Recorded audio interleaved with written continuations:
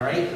He felt what it was to be alone from God at that moment. I think we were watching the human nature of Jesus at that moment. Feeling, while the divine nature of Jesus was taking on the sins of the world. Now, if you can explain that to somebody else, you're just smarter than I am. It's what we mean when we say God moves in mysterious ways. There's a story that kind of explains a little bit of how this worked. The story it's told of a guy in Kentucky who was a county judge. And supposedly his son got caught stealing a horse. And the penalty for stealing a horse was 20 lashes with a whip while you were strapped to the post in the town square. The son came before the judge, and the judge found his son guilty. And he sentenced him to 20 lashes with the whip. And then he went out to the town square, took off his shirt, let them tie him to the post, and he took the 20 lashes for the son. Now, there's a story in human terms of a judge following through with how it's supposed to work. And the punishment was meted out.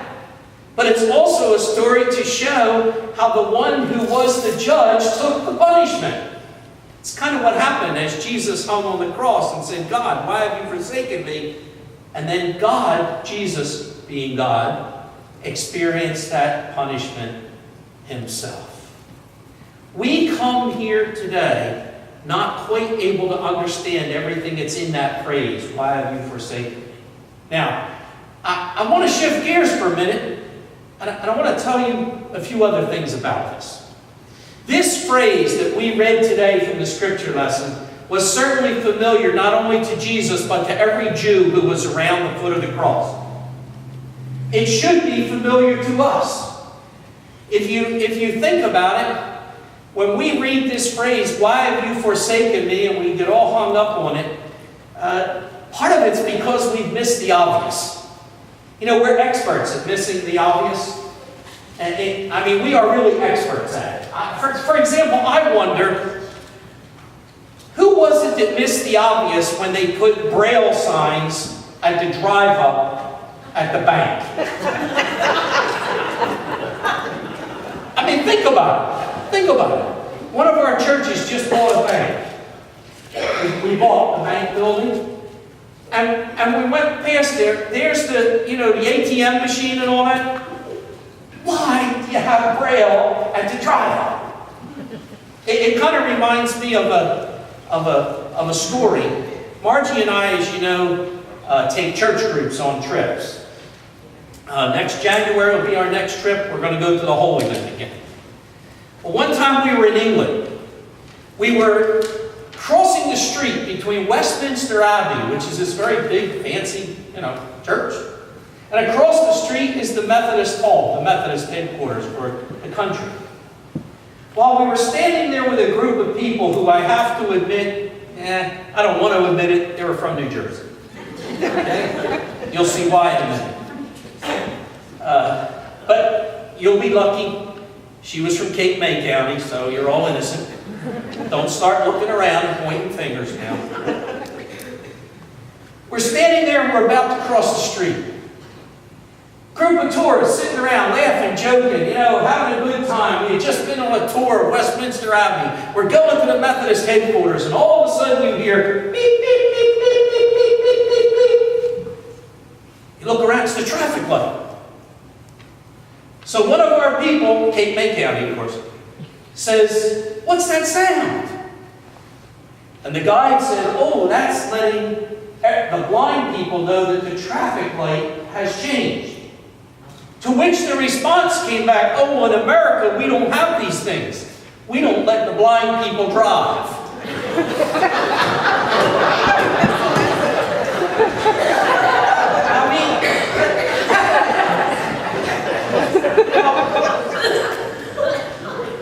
While we are waiting to see if it's safe to cross the street,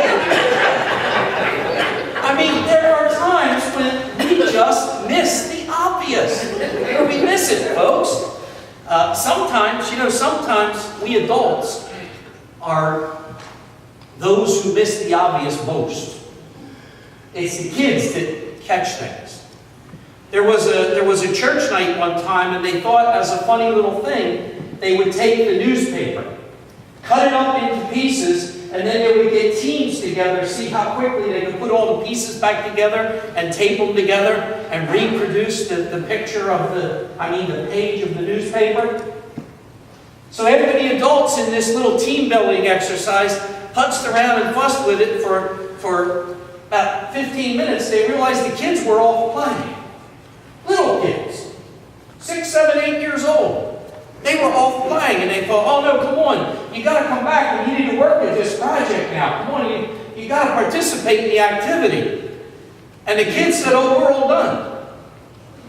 And they looked at the newspaper page, and it was perfect. All the stories were in order. The page was just totally recreated. And they wanted to know, how did you do this? And the kids turned around and said, well, I don't know. They flipped over the sheet and realized there was a picture of a globe on the back on the next page. The kid says, we just put the globe together. Sometimes we get so narrow-mindedly focused on something that if we just flip the page, we'd see a whole different story. Well, as Jesus hung there and said, my God, why have you forsaken me? We need to remember that what he was doing in reality was he was praying a familiar prayer. If we had been in church, we'd have to say he was singing a familiar hymn. What he was doing was he was reciting Psalm number 22. Psalm 22 was used in worship all the time by the Jewish people. And when you think of what goes on, we have to know that in calling out with that psalm, what Jesus was doing in the midst of his pain and his agony was, one more time, he was showing us how to live if you are a human truly linked to God. He was lifting his voice to God in prayer and thanksgiving and supplication in the midst of the agony and the pain of the cross. Isn't that what we probably should learn how to do? In the midst of our troubles, learn to pray. Look at the rest of Psalm 22. It's not a psalm about death and abandonment. It's not a psalm about being helpless. It's not a psalm about being hopeless. It's got a whole lot of verses to it, so I'm not going to read them all. But yes, it starts with familiar words. My God, why have you left me by myself? Why is my help far away? I'm crying out to you in agony. My God, I cry out for help all day long, and you don't seem to answer. I cry out all through the night. You send me no peace. And jump down a few verses, and the next thing you know it says, but you are the Holy One. The praise of Israel is like a throne for you. Our fathers trusted in you. They trusted in you, and you made them safe every time. They cried out to you, and you saved them. They trusted in you, and you did not disappoint them. All the seed of Israel worship him because God did not hate or forget the man that suffered. God did not hide his face from him. God heard him when he prayed. People everywhere will remember. They'll turn to the Lord. Families from every country in the world will worship you. The Lord will rule over every nation because he is king. Skipping down a little farther. All the rich people on earth will eat well, and so will the poor. They will worship God. All that die will bend down in front of him. I think a better translation is bow down in front of him in our language.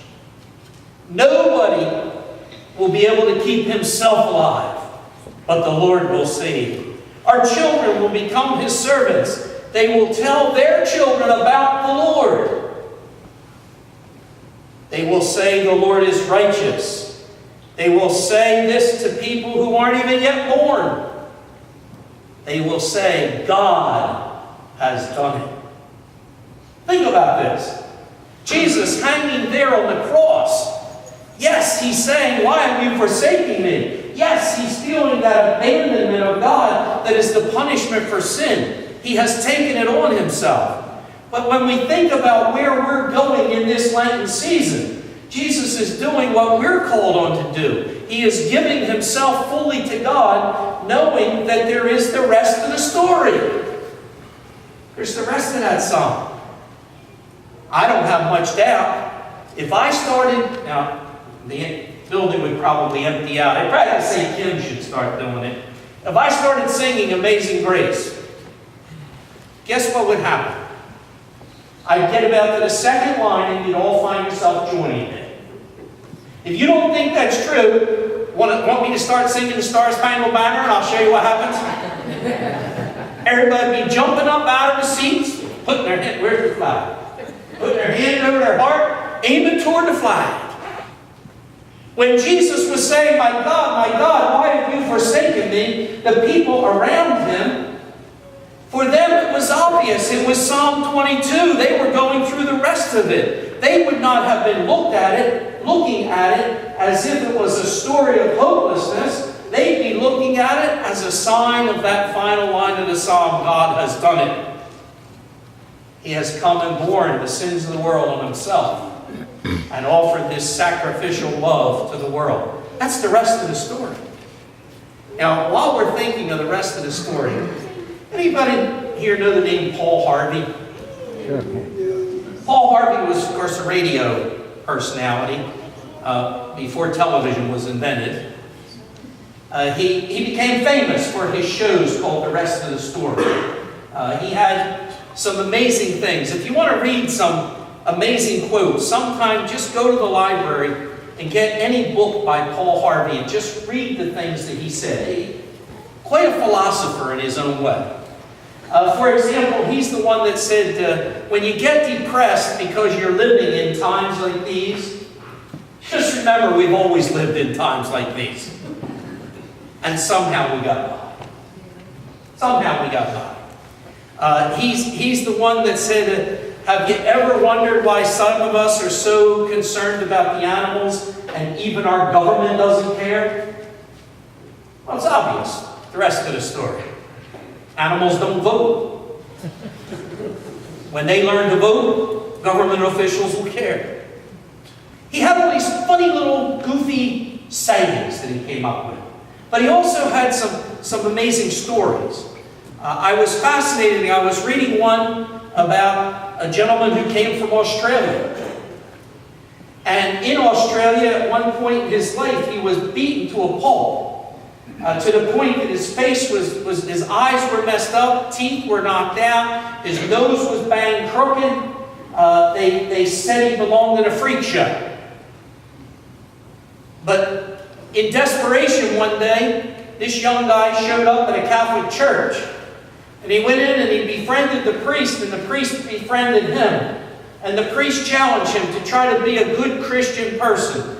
And they became friends, and the priest managed to make connections whereby this young guy got plastic surgery of all sorts and cosmetic dentistry and all the rest of it. And how this young guy felt that he had grown in his faith. He has since gone off to be in some other churches as well. But how, in fact, the experience of coming into the church and finding peace and help turned his life around. He ultimately even ended up making a movie called The Passion of the Christ. It was Mel Gibson. Mel Gibson, who was considered a freak because of the way he had been beaten, got patched up. And, well, there's the rest of the story. Paul Harvey had all kinds of stories like that. Well, today, I want you to know that in my thought, we miss the obvious if we don't remember the rest of this story. And Jesus hung there and said, why have you forsaken me? The answer's easy. Because at that moment he was bearing the sins of the world on himself and knew what it was to feel that punishment of God. But in the spirit of the Trinity, it was God taking our place. even though he was in human flesh at that moment.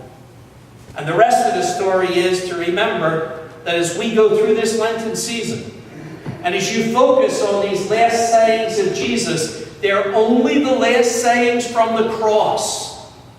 It's from the cross that he said, forgive them. It's from the cross that he said, today you're going to be with me in paradise. It's from the cross that he announced to John, take care of Mary. It's from the cross that he said, why have you forsaken me? It's from the cross that he announced he was thirsty and finally said, into the hands of, it's finished, into the hands of God, I commit my spirit. There are other words that Jesus said that were after the cross. The real last words of Jesus came after the resurrection. The words we need to remember are that when we talk about what is happening during this Lenten season, if we give ourselves to God, we serve one who lets us recall the words, why are you seeking the living among the dead? He's not here. He has risen, as he said. We can remember how Jesus said, all authority is given to me in heaven and on earth.